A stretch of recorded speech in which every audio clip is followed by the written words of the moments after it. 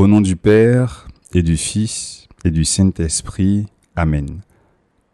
Mon Seigneur et mon Dieu, je crois fermement que tu es ici, que tu me vois, que tu m'entends. Je t'adore avec profonde révérence. Je te demande le pardon de mes péchés et la grâce de faire avec profit ce moment de prière. Ma Mère Immaculée, Saint Joseph, mon Père et Seigneur, mon ange gardien, intercédez pour moi. Avec les 60 langues de la Côte d'Ivoire, il y a toujours presque 60 manières de dire les choses. Pour souhaiter la bienvenue, par exemple, on peut dire Intugbale, Tugbale, Ayoka, Fotamana, Nsre, Yegbakloma, etc., etc. Mais l'expression qui s'est imposée au ivoirien vient de Lacan, c'est Akwaba.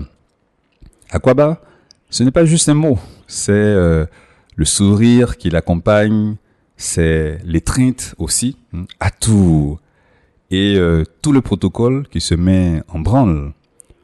On fait asseoir le visiteur, on lui offre à boire, on lui donne des nouvelles, on lui demande aussi des nouvelles. Dans certaines régions, on demande aussi la deuxième nouvelle, c'est-à-dire la raison véritable de sa présence.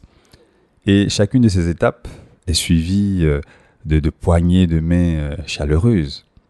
Akwabao, Jésus, c'est ce genre d'accueil que t'ont réservé les habitants de Génézareth. Un Akwaba plein d'affection, un Akwaba plein d'un amour enthousiaste. Et tu as passé au milieu de ces personnes des jours de paix et de bonheur.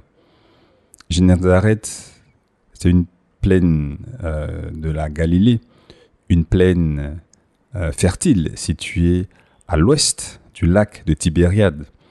Quelquefois d'ailleurs, les évangiles parlent du lac de Génézareth pour désigner ce lac de Tibériade. La plaine était tellement belle et fertile qu'un écrivain juif du temps de Jésus, qui s'appelle Joseph, et bien cet écrivain la comparait au paradis tout simplement. Comme le monde se marque dans son évangile, Génézareth nourrissait beaucoup de gens. Et toi Jésus, en traversant cette plaine-là, tu as pratiquement provoqué l'émeute. C'est Marc écrit. En ce temps-là, après la traversée, abordant à Génézareth, Jésus et ses disciples accostèrent. Ils sortirent de la barque et aussitôt les gens reconnurent Jésus.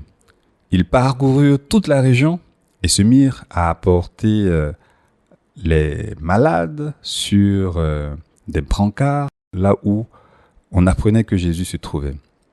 Et dans tous les endroits où il se rendait, dans les villages, les villes ou les campagnes, on déposait les infirmes sur les places. Il le suppliait de leur laisser toucher ne serait-ce que la frange de son manteau.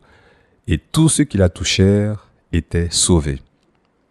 Ces bons Galiléens de Génézareth arrivent de tous les coins de la plaine. Ils veulent te voir, Seigneur. Ils veulent t'écouter, te toucher.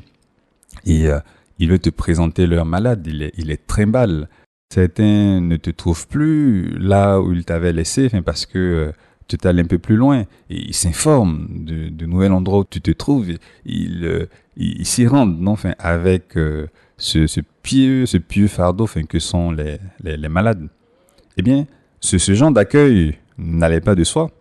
Jésus, toutes les régions de ton pays ne t'ont pas dit Akwaba. À Nazareth, par exemple, tu as failli te précipiter depuis une falaise. Et le lundi dernier, on voyait aussi comment les habitants de Gézara te chassaient de leur territoire, après la perte de leurs 2000 porcs. Et une autre fois, les Samaritains t'ont empêché d'entrer dans leur ville. Et que dire de Jérusalem? Tu as toi-même dit de cette ville qu'elle tuait les prophètes et lapidait ceux qui lui étaient envoyés. Les hommes de Génézareth sont donc à féliciter. Quelle foi, quelle ferveur chez eux. Jésus, j'aimerais bien mettre le même enthousiasme pour pouvoir être avec toi. Moi, j'ai la même chance que ces Galiléens, puisque tu es là, dans le Saint-Sacrement. le même Jésus. Sauf que je ne vois pas ton humanité, je ne vois pas ton visage, tes mains, tes habits et ces franges. Mais tu es là. Je le crois fermement.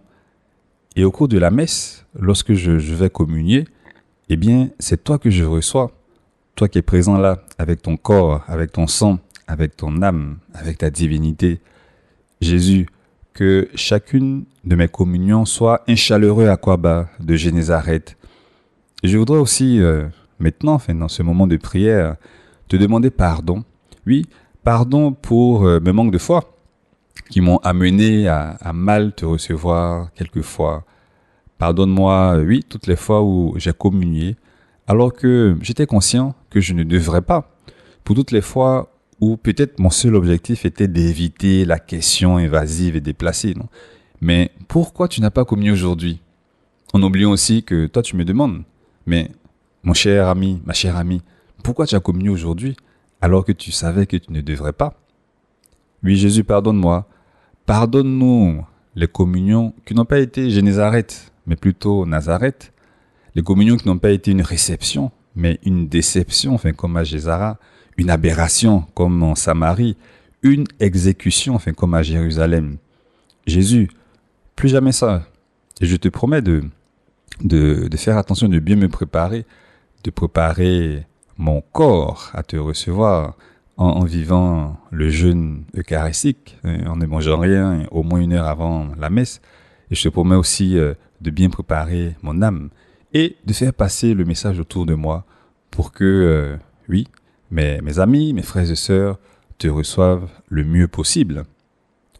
Je me rappelle cette histoire racontée par une jeune maman qui allait à la messe avec sa petite fille, une fille de 4 ans, plus ou moins. Et un jour, donc, elle a essayé tant bien que mal d'expliquer la messe et la présence de Jésus dans l'hostie après la consécration au cours de la messe. Et comme d'habitude, la petite fille l'a accompagnée dans le rang. Et la maman, après sa communion, est revenue à sa place. Elle s'est mise à genoux. Et là, profitant de la position de sa maman, la petite fille a donné un baiser à sa maman. Et cette dernière, n'a pas spécialement prêté attention. Et la fois suivante, la même scène s'est répétée. Le baiser au moment où maman était à genoux après la communion. Et une fois encore. Et un jour, la maman a demandé à sa fille, mais pourquoi tu me donnes ce baiser quand je reviens de la communion? Et la petite de répondre, ce n'est pas pour toi, c'est pour Jésus que tu portes en toi. Oui, ça c'est vraiment un aquaba comme il faut. Seigneur, tu es accueilli par une marque d'amour, un baiser. J'aimerais que chacune de mes communions soit cet aquaba plein d'affection.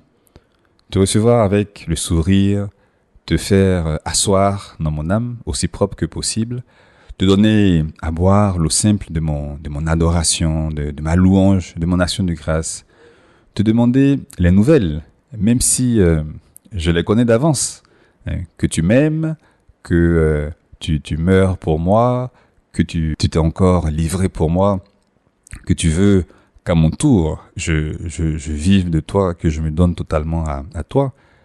Et puis, je peux ensuite te donner de mes nouvelles, même si c'est vrai, tu les connais d'avance. Mais tout ce qui me touche t'intéresse. Et tu me donnes l'occasion de te présenter aussi mes maladies, de te parler de mes malades, pour te demander aussi des grâces pour moi, des grâces pour d'autres personnes, pour te demander pardon.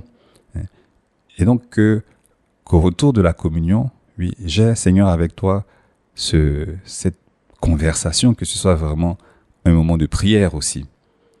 Je me tourne vers Sainte Marie. Sainte Marie, aide-moi à faire de chacune de mes communions un chaleureux aquaba, comme cet aquaba que tu as réservé à ton Fils Jésus. Que chacune de mes communions soit un moment agréable qui rappelle Génézareth à Jésus. Et comme le dit cette audacieuse prière que Saint Maria aimait beaucoup, je voudrais, Sainte Marie, recevoir Jésus avec la pureté, l'humilité, la dévotion avec lesquelles tu l'as reçu, avec l'esprit et la ferveur des saints. Amen.